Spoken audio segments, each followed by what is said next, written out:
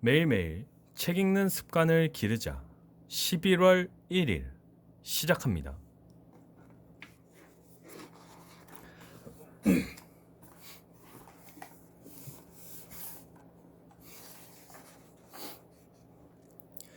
에필로그. 나도 코로나 이전 세상으로 돌아가고 싶다. 지필이 끝난 일요일 오후, 아이스 커피 한 잔을 타서 처음부터 끝까지 원고를 다시 읽어보았습니다. 탈고를 할 때 늘 조금씩 아쉬운 건 매번 마찬가지인 듯 합니다. 딱 일주일만 더 시간이 있었으면 좋았을 텐데 하는 아쉬움 말이죠. 이번에도 예외는 아니었습니다. 그런데 또 한편 느껴지는 이 씁쓸한 기분은 무엇일까요?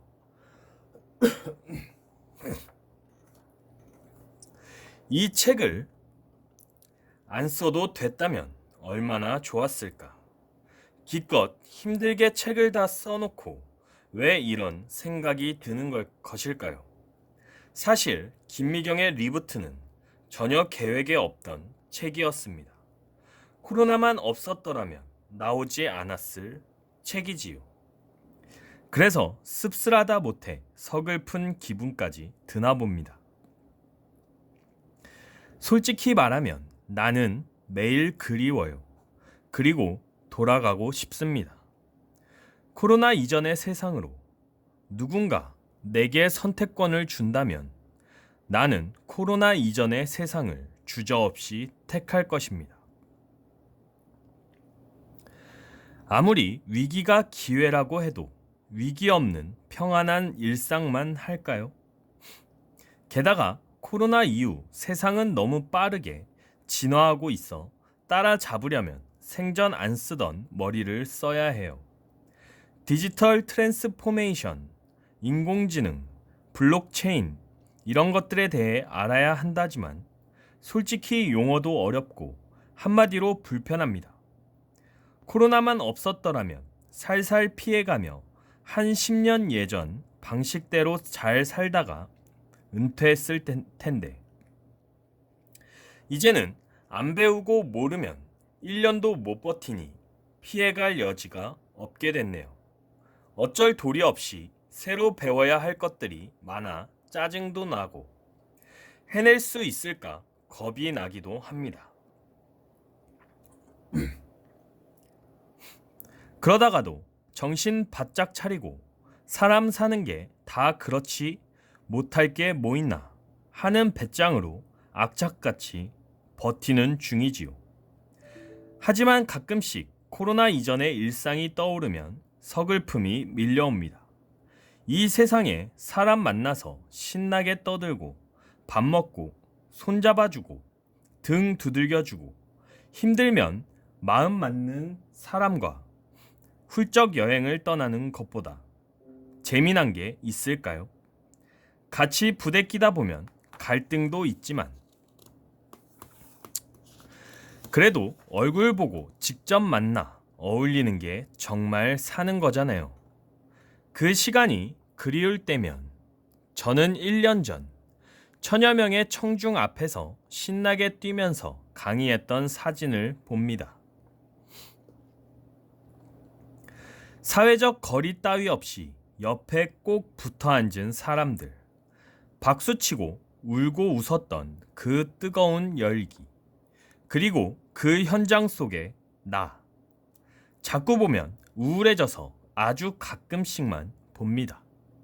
30여 년간 거의 매일 했던 일이며 내가 가장 사랑했던 일을 이제는 사진으로만 추억하게 되었네요.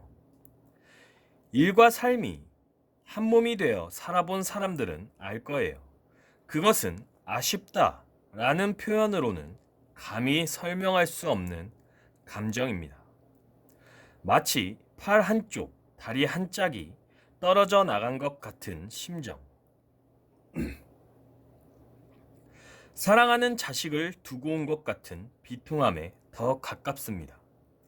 지금도 지난 2020년 2월에 제가 느꼈던 감정이 선명히 떠오르네요.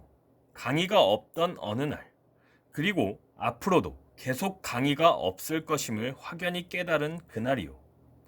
똑같은 회사에 출근하고 만나는 직원도 똑같은데 갑자기 낯선 곳에 와 있는 느낌이 들었습니다. 한순간에 나는 다른 세상으로 떠밀리듯 와버리고 말았지요. 그때의 그 먹먹하고 슬펐던 감정은 바로 상실감이었습니다.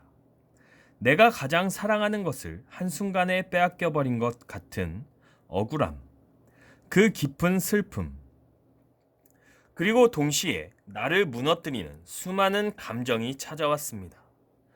회사도 책임지지 못하는 내가 한심한 인간으로 보였고, 대책 없이 하루하루 돈만 까먹고 있는 상황을 지켜보면 숨이 막혔습니다. 사람이 무너지는 건 한순간인 듯 합니다.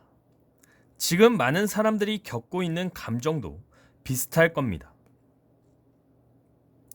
우리는 코로나 이전 세상에 사랑하는 것들을 두고 왔습니다. 누구나 하나쯤은 소중한 것을 잃었지요. 친구들과 학교에서 웃고 떠드는 소중한 일상, 내 꿈의 터전이었던 회사와 소중한 동료들, 내 생존의 기반이었던 가게와 손님들, 무대에서 대중과 만났던 시간들, 그 시간을 통째로 빼앗겨버린 지금, 우리가 느끼고 있는 것은 지독한 상실감입니다. 나 역시 이 감정을 지나오면서 수없이 돌아가고 싶었고, 정말이지 현실을 받아들이고 싶지 않았습니다. 그러나 코로나 이후의 세상은 벌써 빠르게 자리 잡고 새로운 질서를 만들고 있다는 것을 안 순간 더 이상 상실감을 붙잡고 있을 시간이 없었습니다. 내 가족, 내 회사, 반드시 지켜야 할 것들이 있었으니까요. 각자가 느끼는 상실감의 정도와 잃어버린 것들은 모두 다르지만 한 가지 우리가 잃어버리지 않은 것이 있습니다. 모든 걸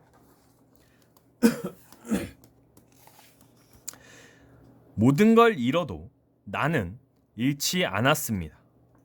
30년간 무대에서 강의하던 강사 김미경의 시간은 사라졌지만 김미경이라는 존재가 사라진 건 아닌 것처럼요. 나는 여전히 이전처럼 일상을 꾸리고 소소한 꿈을 꾸고 새로운 세상에서도 괜찮은 인간으로 살기 위해 애쓰고 있습니다. 당신이 사랑했던 그 시간은 사라졌지만 당신은 여전히 남아 있습니다. 우리를 둘러싼 세상이 변했을 뿐 우리는 변하지 않았습니다. 사랑하는 사람도 지켜야 할 일터도 그리고 괜찮은 사람으로 살고 싶은 착한 소망도 여전히 그대로입니다. 나이가 들면 걱정도 는다는 게 맞는 말인가 봅니다. 책을 쓰는 동안 코로나 이후 세상에 대해 알게 될수록 온갖 사람들이 걱정되었습니다. 학교 선생님을 만나고 오면 에듀테크에 적응해야 할 텐데 어쩌나 걱정하고 영화하는 후배를 만나고 오면 극장 문 열리기 힘들 텐데 어쩌나 싶어 걱정했습니다. 얼마 전 동창회에 나가서는 만나는 친구들마다 디지털 세상에 빨리 적응해야 한다고 입이 닳도록 잔소리를 했습니다. 이 책은 그렇게 걱정되는 사람들을 머릿속으로 떠올리면서 썼습니다. 현재 하는 일, 미래에 품은 꿈, 생계를 꾸리는 모든 분들이 이 급격한 변화에 뒷걸음치지 않고 포기하지 않고 각자의 꿈과 인생을 다시 시작하기를 바라는 마음으로 썼습니다. 또한 미래를 살아갈 내 아이들과 청년들을 생각했습니다. 누구보다 역동적으로 배우면서 미래를 살아갈 학생들과 청년들에게 무엇이 눈앞에 와 있는지 알려주고 싶었습니다. 이렇다 할 롤 모델이 아직 등장하지 않은 새로운 세상에서 스스로 롤 모델이 되어야 하니까요. 이제 다시 일어설 시간입니다. 각자의 상실감에서, 서로의 두려움에서, 우리가 멈춰선 그곳에서 용기를 내어 출발해야 합니다. 코로나 이후라는 달라진 세상에서도 우리 각자의 꿈과 삶은 또다시 계속되어야 합니다. 김미경의 리부트가 당신의 리부트가 되길 진심으로 바랍니다. 얼마 전 인스타그램에 짧은 글을 올렸습니다. 힘들죠. 우리는 혼자가 아닙니다. 해낼 수 있어요. 걱정 말아요. 그런데 댓글을 읽어 내려가면서 제가 더 울컥했습니다. 다들 뭔가 모를 불안감과 상실감에 웅크리고 있었던가 봅니다. 걱정 말라는 말에 그렇게 많은 공감의 댓글이 달릴 줄은 몰랐습니다. 이 책을 마치며 독자 여러분에게도 이 말을 전하고 싶습니다. 우린 해낼 겁니다. 그러니 걱정 말아요.